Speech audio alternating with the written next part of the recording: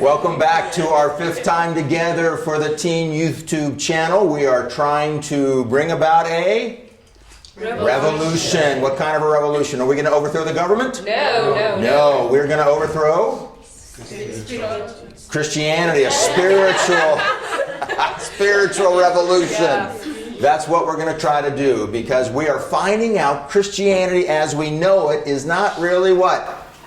As it should be. As it should be. Most of it's not incorrect, it's incomplete. Incomplete. It is the incomplete part that is killing us. It's killing the church. We think Jesus died for our sins, and he did die for our sins, but it wasn't primary. That's right. It wasn't primary. He did die for our sins, but it wasn't primary. He primarily died for his Father's glory. That's right. And we saw that he died for all things on earth and in heaven. And as we saw a couple of shows ago, that the plants, many of the plants that we see today are under the curse. Yeah, they're brown, they're withering. It's just, that's not right. That's not the way, and it won't be that way in heaven, because the curse will be gone. Okay, name one thing you learned from our last time together. You got to think hard. What was it about? What's your first one? That you can be a friend of Jesus, or you can obey Jesus. Close. Can you help me out, Sonia? There's a difference between being a friend of God and a child of God. Very good. Oh, dude, one down for the men, one up for the women. Yeah, but you'll never forget that one now. McKenna, what about you? I learned that heaven is going to be just like earth, but in a perfect version. Okay, very good. Caleb? Yeah, I learned that in heaven we're going to have currency. We're going to have currency, yeah? Good. I learned that the works you do here on earth really determine how you're going to live in heaven. How you're going to live in heaven. Good. Dennis? I also learned that you have to overcome so that you may rule with God. You have to overcome so that you can rule. Okay, who can tell me the difference between conditional versus unconditional? Caleb? Conditional, it's when you do something for God and then he rewards you. And then unconditional is the one that you're given just by believing. Yeah, very good. Conditional is, you're going to be a friend of God? That's conditional. You are my friends if you obey me. That's conditional. To him who believes, he has the right to become a child of God. All you got to do is have faith. That's unconditional. So, yeah, and then help us to understand, McKenna, the difference between works versus grace. Grace is given freely, and it's for all, and it is what will determine whether you go to heaven or not. That's the first judgment. And then your works is now for the believers who are in heaven, and that is the second judgment. Your works will determine how you live. Okay, very close. Everything you said was right, just you added a little bit too much. Did you catch it, Sonia? Most of it. It's not just for believers in heaven, believers who are going to heaven, yes. But you do those works here on the earth, yes. Right? And so there's a difference between grace versus works. What are your works like before you come to know Christ? Anybody remember? Filthy rags. Filthy rags. You got men. The women are way up here. Okay, I just want you to know that this is not looking good for the men here. But okay, so grace versus works. Unconditional versus conditional, and it earns you an eternal rewards. What's another word we found for it last time? Starts with the word in. Yeah, Inheritance. And Dennis, did we find out, is that inheritance heaven itself, or is the inheritance in heaven? In heaven. Yeah, that's right. You are God says, I want to give you an inheritance, but you've got to earn it. Okay, and that inheritance is in heaven. In fact, before we even start, let's look at Matthew chapter 25, verse 34. We're still in review. Matthew chapter 25, verse 34. Verse 34. Okay, Matthew 25, 34. It says, Then shall the king say unto them on his right hand, Come, ye blessed of my Father, inherit the kingdom prepared for you from the foundation of the world. Okay, here Jesus is separating the sheep from the goats. Okay? And he says to the sheep, blessed are you by my Father, inherit the kingdom. Oh, McKenna, what should you realize when you hear the word inherit? Is this just getting into heaven? You don't seem too sure. Dennis. I think it is already in heaven. Yeah, so It's already in heaven. Yeah. And so inherit the what? Kingdom. The kingdom. Does that sound like something we learned yesterday? Yes. What? That it is something that you will get if you do something. Yeah? Yeah. Because you're going to be sitting on a what? Throne. Throne. And what do you do from a throne? You rule and reign. And there are three things associated with a throne. One, someone's in charge. Two is people. And three, there is Territory. property. You're governing something. And now Jesus says it in a different way. It's a kingdom. Prepared for whom, McKenna? Prepared for you, for me. For you. According to your personality, according to your likes, according to what you want to do, according to your giftings. Dennis, God has given you giftings. And those giftings that you have, you're going to be using for all of eternity.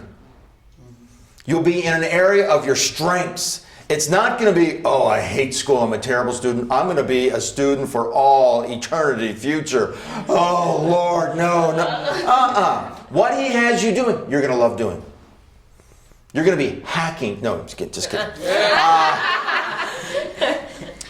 Whatever you love to do, that's what you'll be doing for your job. When you wake up, Sonia, you're going to say, I can't wait to get to work. I can't wait to get to work. Now, that may sound crazy, but that's my life right now. I love what I do.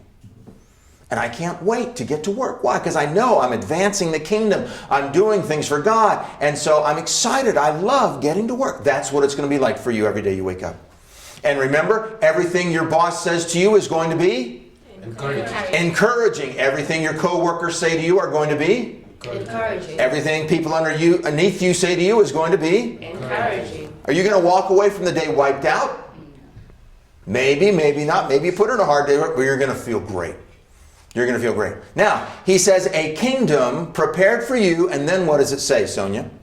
What does the rest of the verse say? Inherit a kingdom prepared for you. From the foundation of the world. What do you think he means by that? What do you think he means? Caleb?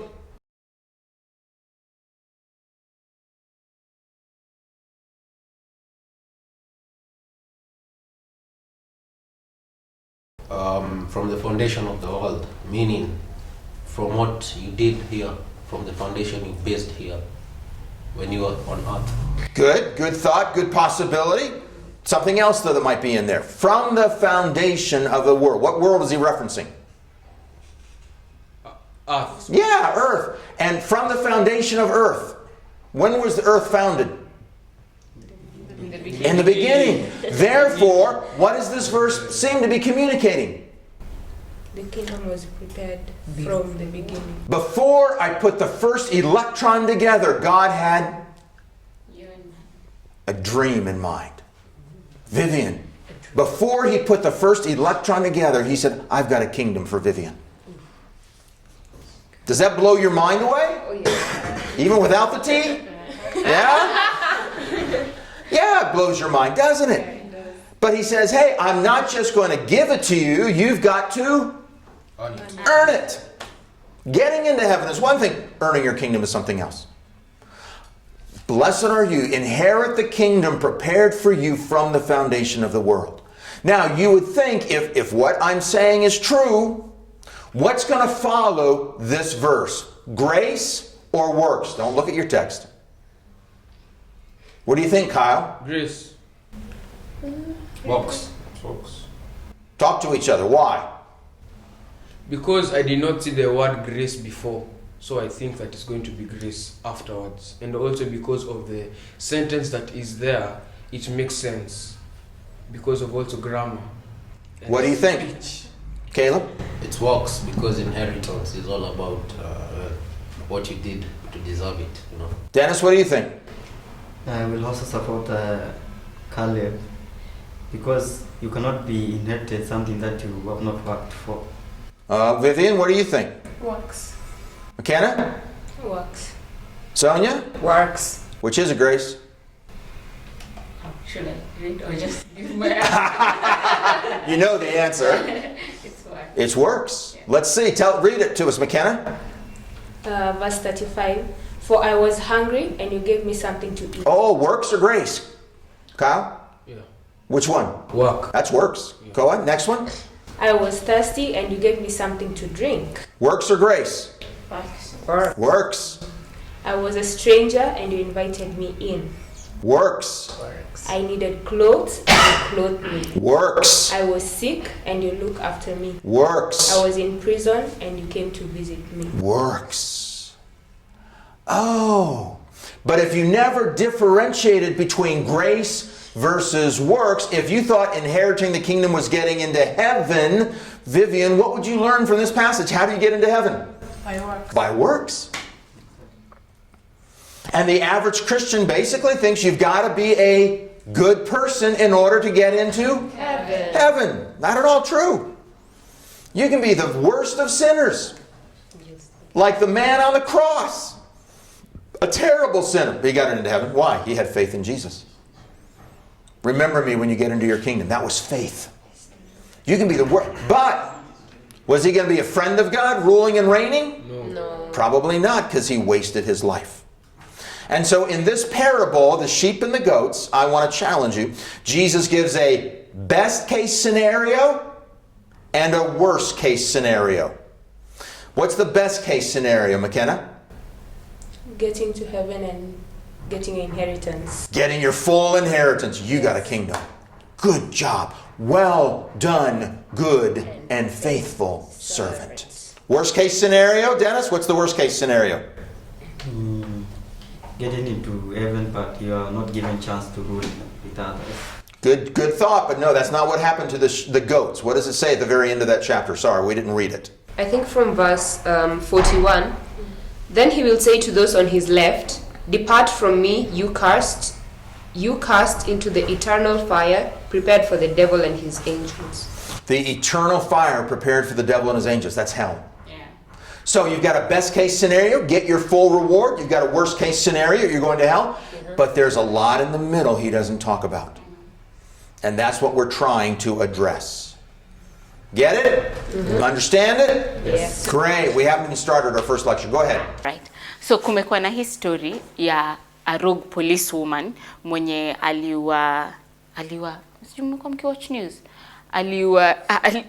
She just went wild and then akaua her two exes, and she was on the run. She wanted to go and kill another man supposedly, but in the process ya hizo vitu zote polisi wakaanza kumtafuta, wakaiweka kwa news ako wanted, and then a few days ago akapatikana kama amekufa, then wakasema amejiua. So my question to you is this: with all that alifanya, now knowing what you know, if before committing suicide she gave her life to Christ, kama kabla ajiue aliamini Yesu kama mwokozi wa maisha yake, will she go to heaven or will she burn in eternal fire? From what we have just had. Yes. I think that she'll burn in eternal fire.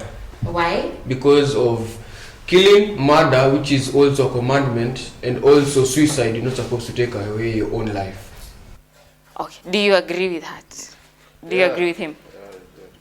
Do you? Because of the commandments, it said you should not murder. You should not murder.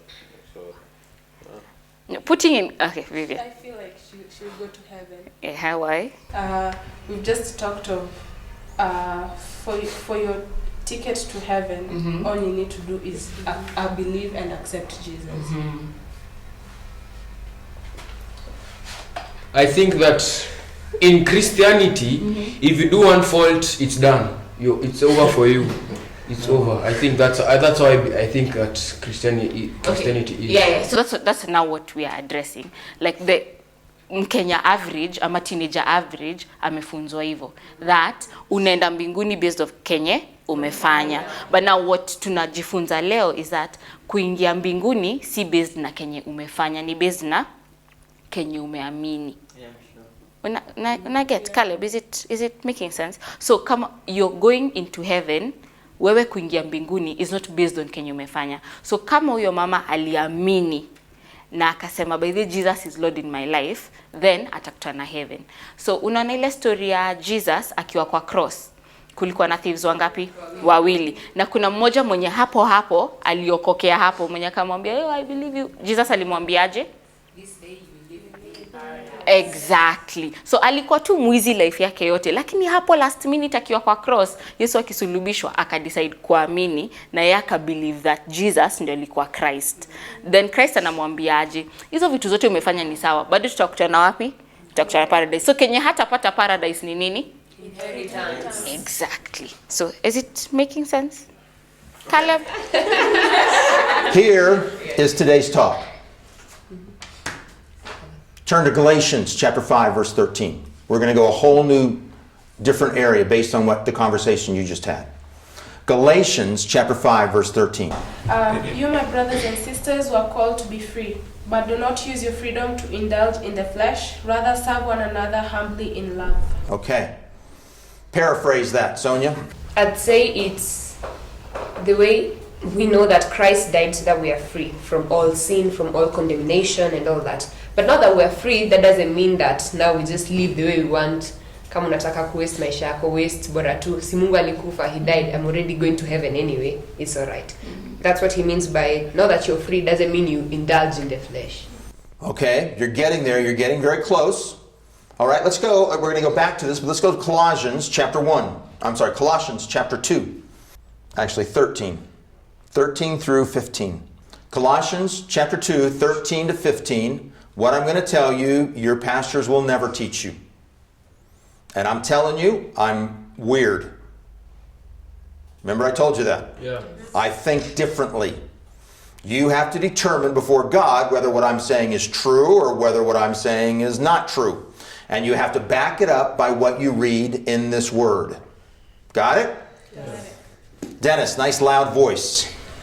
And you, being dead in your trespasses and the uncircumcision of your flesh, he has made alive together with him, having forgiven you all trespasses, having whipped out the handwriting of requirements that was against us, which was contrary to us, and he has taken it out of the way, having nailed it to the cross. Having dismayed principalities and powers, he made public spectacle of them, triumphing over them in it. Okay. Can you paraphrase that, Kyle? Can you put it in your own words? What did Christ do? There were a bunch of laws. In order for you to get to heaven, you have to live the law perfectly. Are you going to do that? I'll try. But are you going to do it? Yeah, I will try. I will try doing it. That's not what the text says. It doesn't say, as long as you try. What's it say, McKenna? It says you have, when you're dead in your sin, you have to do it. You're already dead in your sins. You've already failed. There's no way you can make it to heaven, Kyle. Not a chance. It's not 1 in a million. It's not 1 in a billion. It's not 1 in a quadrillion. 0. You have 0 chances of making it to heaven based on your works. So what does he say, Sonia? What did Jesus do for us? What did Jesus do for us? How did Jesus live out the law? Did he live it out mostly? Did Jesus fulfill most of the law? All of the law. All of the law.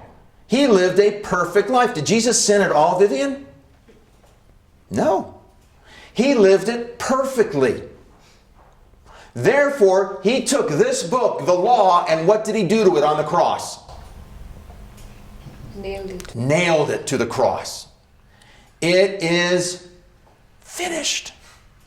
I completely fulfilled the law on their behalf. Go to 2 Corinthians chapter 5, verse 21. McKenna, you there? Yes. Nice loud voice. God made him who has no sin to be sin for us, so that in him we might become the righteousness of God. Say it again. God made him who had no sin. Stop. Had no sin. What does that mean? What kind of a life did he live, It Caleb? was pure. Perfect. Did he keep the whole law? Yes. Yeah, okay. Keep going. To be sin for us. To be sin for whom? For us. For us? And what's the result? So that in him we might become the righteousness of God. So that in him we might become the righteousness of God. We might be holy and pure. Kyle, Yeah. when God looks at your life, does he see a sinner or does he see a perfectly pure person? Sinner. There's no one who's perfect. Even the Pope. But when he looks at you, what does he see? Sonia, what does God see when he looks at Kyle's life? The righteousness of God. The righteousness of Christ. He sees Christ in you. And so he says, it's as if you have never sinned. Because that's what his son did. His son never sinned. He became sin for us. So when Christ was on the cross, what did God see when Christ was on the cross? Sin. Sin. And what did he do when he saw that sin? Yeah, he turned away from Christ. Why? He can't have a relationship with anything that is sinful. Father, why hast thou forsaken me? Why did he forsake Christ, his own son, Vivian? Because he was sin. Because he was sin. So that now, Vivian, when he looks at you, what does this verse tell us? The righteousness of God. Righteousness of God, that's right.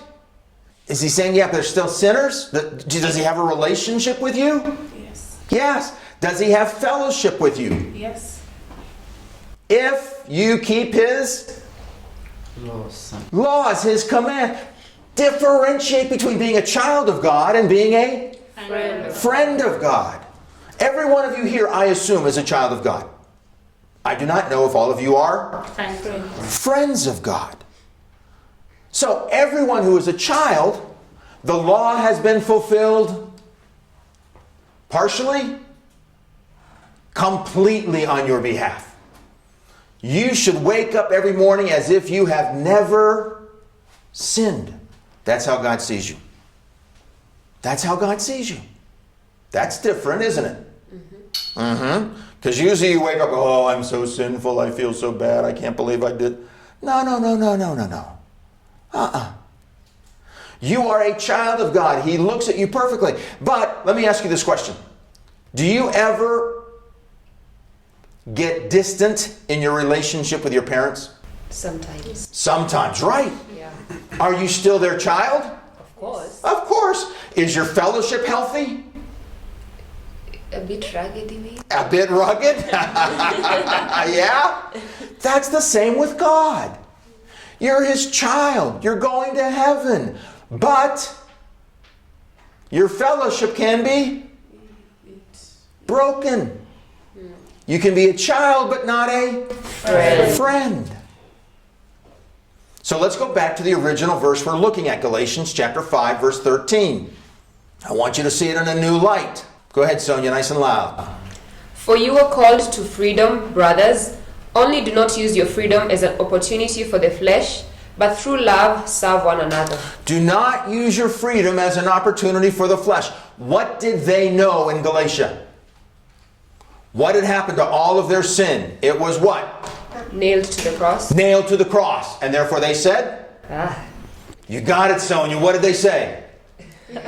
We can do anything we want. And Paul knew that. They knew they were children of God. And if they slept around, didn't matter. Their sin was nailed to the cross. What did they miss? Friendship. Yes. That they can be a child of God, but not a friend of God. So Paul says, you got a choice. You got a choice. And let's see what choice. Let's go on down to verse Galatians chapter 5. Pick it up at verse 16. Caleb, nice loud voice. Galatians, okay, hold on. You're going to read verse 16 on down to verse 21. I'm sorry, my eyes. 21. Let's go to 21, or I'll stop you at this right time. So Galatians 5:16 says, "So I say, walk by the Spirit, and you will not gratify the desires of the flesh." Stop right there. What's he saying? Walk by the Spirit. Which means, give the Spirit control of your life. He's in you, but He's not sitting on the throne of your life. He's not in charge. Understand that? Christ, God can be in you, but not in control of you. Yes. Just as you'll always be a child of your parent, but you're not always going to have that good fellowship. Sometimes you can walk away from your parents saying, "I hate my parents." Right? Have you ever done that, Vivian? No. Oh. Okay, McKenna, give us the real answer. Yes, she has. I'm always saying I hate my parents. So we can be distant in our relationship with God, okay? But we're still a child. So he says you got a choice: either walk in the Spirit or walk in your flesh. What does the flesh want to do, Dennis? Yeah, hardly pleasures. Let's get real honest here. Speak truth. Say it in Swahili so I don't understand it. Like example, sometimes you find that the flesh, example, I feel like I have to drink alcohol, but you know that it's not in the laws of God. So you see, it's like the flesh contradicts the spirit. Yeah, you want to sleep around. You want to have sex. You want to steal things. You want to hack into phones. You want to do all these different things. And so God says, that's the flesh. You have a choice. Go with your flesh or go with the Spirit. Keep reading. Yeah. So verse 17. "For the flesh desires what is contrary to the Spirit, and the Spirit what is contrary to the flesh. They are in conflict with each other, so that you are not to do whatever you want." Keep going. 18.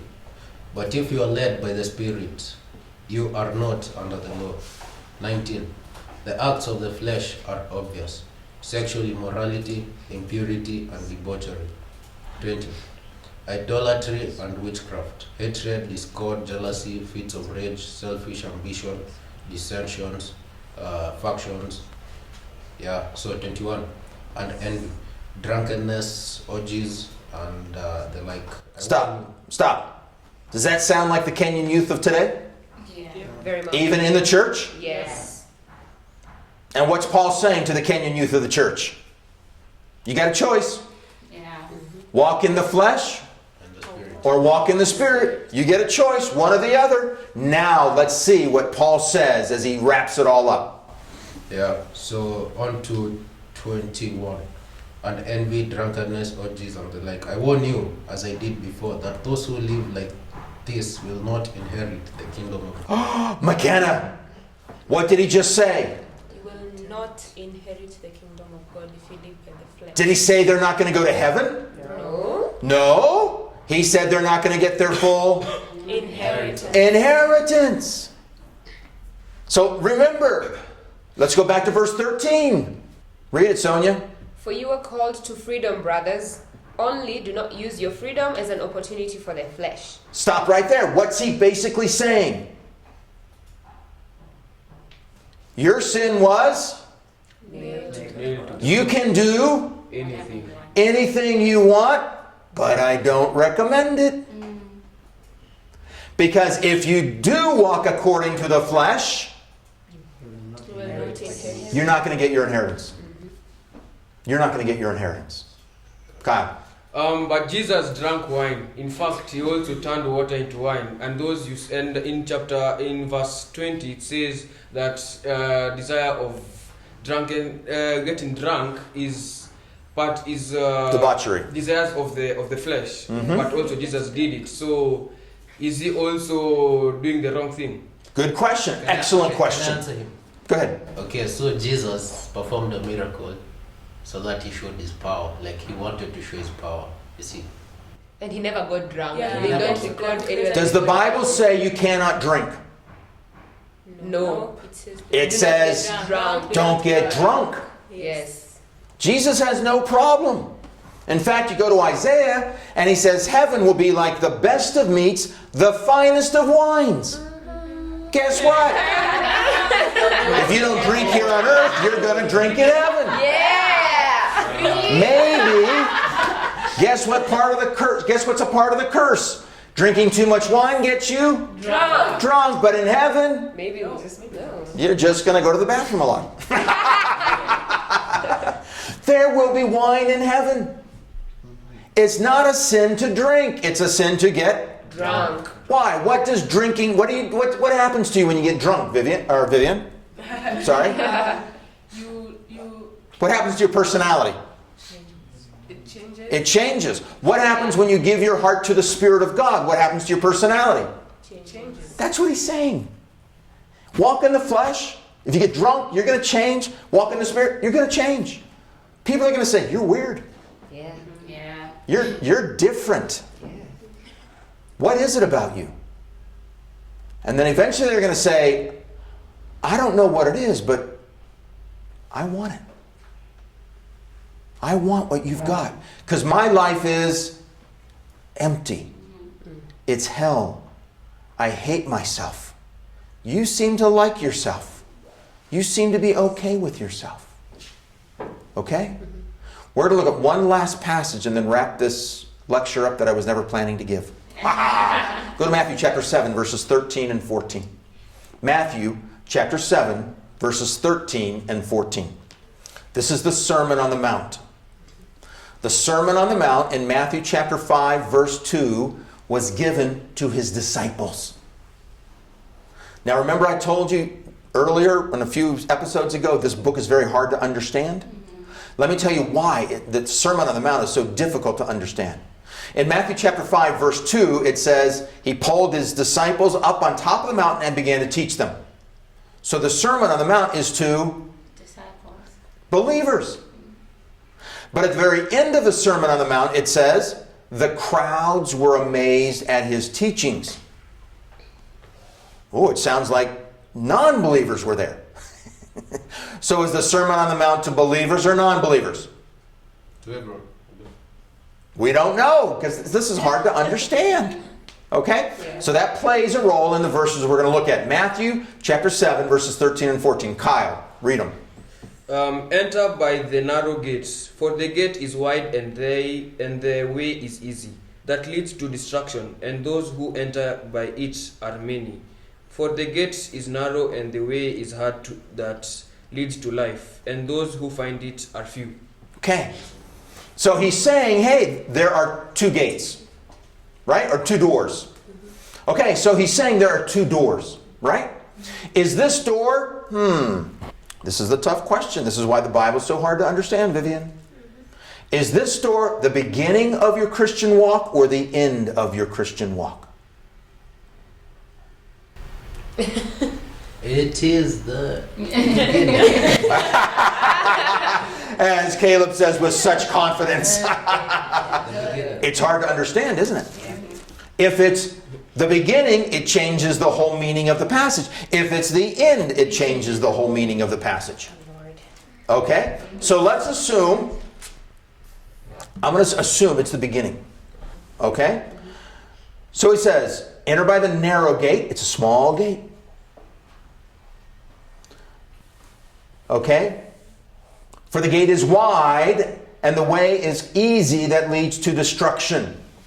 The word destruction, apollyon, the Greek word, can mean a couple of things. One of the things it can mean is dysfunctional. You understand dysfunctional? Yes. Okay? Is your family dysfunctional? Oh man, yeah, our so dysfunctional. My mom doesn't really talk to my dad. They don't have any kind of a relationship. We don't have any family meetings. We never talk about anything. I can't talk my heart to my parents. I have to talk it to my... That's a dysfunctional family. That's a dysfunctional family. A functional family, the husband loves the wife. He treats her like Christ treats the church. Parents can talk to the children. Children can talk to... That's a functional family. Jesus says, small and narrow is the door, and wide is the door that leads to destruction. And it's an easy way. The word way is the same word that was used as a way into a city. The major road into a city. What do you, in a village, how do I explain this? Anybody ever watched the movie Aladdin? Yeah. Okay. What happens when he's first coming into the city? People try to do what? Touch him. Touch him and sell him things, right? Hey, buy a special deal just for you. You look so, let me give you the special deal. Okay? That's what he's referencing. Where there's a bunch of people, and do you usually get a good deal there or not? No, usually they rip you off. Yeah. Because you've never seen the real prices. Oh, yeah. Okay? But this is a special deal for you. They jack it up 4 times. They give you off half price. And you go, I got half price off. This is great. You go inside and say, I could have gotten this for a quarter of the price. Yeah. I paid twice. You get ripped off. Yeah. Okay? Easy is the way that leads to destruction. In other words, the way that the world offers, and first off, who's in charge of this world? Anybody know? Satan, the prince of this world. But the prince of this world, the scriptures say it's the prince of this world. He's in charge of this world. I see it all over the place. And what does this world say to the average Kenyan youth is really cool? Drugs. Drugs, sex, money, hacking, all these things. Yeah. And Jesus says, broad is that way. Everyone's doing it. Why say no? You're weird. Everyone's doing it. Broad is the way that leads to destruction. Does it mean you're going to go to hell? No. Are we still looking at the reference of the gate being in the beginning? Oh, there's the question. That's a great question. And is he talking to his disciples or the crowds? If he's talking to his disciples, is there any way they can lose their salvation? No. It was Nailed to the cross. nailed to the cross. Can't lose your salvation. But you can lose your inheritance. So he's saying there's 2 doors. One's narrow, one's wide. The wide way is easy. Everybody's doing it. The world tells you to do it. All you got to do is turn on a movie and watch the commercials, and it says, everybody has the nice car. Everyone has the beautiful body. Everyone has the perfect face. Everyone has the car, the great job, the perfect home. And you, I want that, I want that, I want that. It's easy. But it leads to destruction, dysfunctionality. Oh, I broke up with my girlfriend. I broke up with my boyfriend. My life is terrible. I'm going to end my life. It's just terrible. God says, you didn't follow my way. You didn't follow my way. Follow my way. And can you feel terrible if your boyfriend or girlfriend breaks up you following the way? Yes, you can feel terrible. But you can still have that fellowship, that rock, that you can say, I'm okay, I'm going to survive. It hurts, but I'm going to survive. Wide is the way that leads to destruction. Then he says, narrow is the door, and hard is the way that leads to everlasting life. The word hard is the word in the Greek pressure. In the old days, do you know how they made wine? McKenna, any idea how they made wine? They will smash it with their feet. Yeah, they would press it. That's the same Greek word. Hard, pressure. What's he saying? If you follow my way, it's going to be hard. How's it going to be hard, Sonia? What do non-Christians, or what do even Christians who are in your youth group say to you who are making these radical decisions of, I'm not going to sleep. I'm not going to open my legs to anybody until I get married. I'm not going to... What are they saying to you? You're weird, you're different, you're pretending. Everyone is just going to give in. Yeah. Condemnation. Condemnation. It's hard, Jesus says. It's hard. It's not easy. But it leads to everlasting life. Is he referencing heaven? Maybe yes, maybe no, but no. That if he's referencing heaven, that means you have to go through difficult times in order to get into heaven. Do you have to go through difficult times in order to get into heaven, McKenna? No, you just have to have faith. So this everlasting life must not be heaven, it must be... What's the opposite of a dysfunctional life? Functional life. Not only here on earth, but for all eternity future. So I want to challenge you. Paul, walk in the flesh or walk in the spirit. It's your choice. Jesus, the door is narrow or the way is wide. It's your choice. It's your choice. I nailed your sins to the Cross. You have absolute freedom to do whatever you want. Choose wisely. Dennis, name one thing new you learned. I learned that the choice is mine, either to walk in the flesh or in the spirit. Vivian, Just because we're free in Christ doesn't mean we should live however we want. Caleb, Our sins were nailed on the cross. McKenna, Jesus died for us, but we have to make a choice to live. poor Kyle. He just took Kyle's. Yes. Sonia, I have learned that the narrow way is the hard way. But you gotta pick to do the hard things sometimes. Kyle, That it won't be easy at all, and the way to doing it is very narrow. The path is narrow, so you have to do some things so that you can fit in. good. Yes. Welcome to lecture number 5. Can't wait for lecture number 6. Thanks for coming.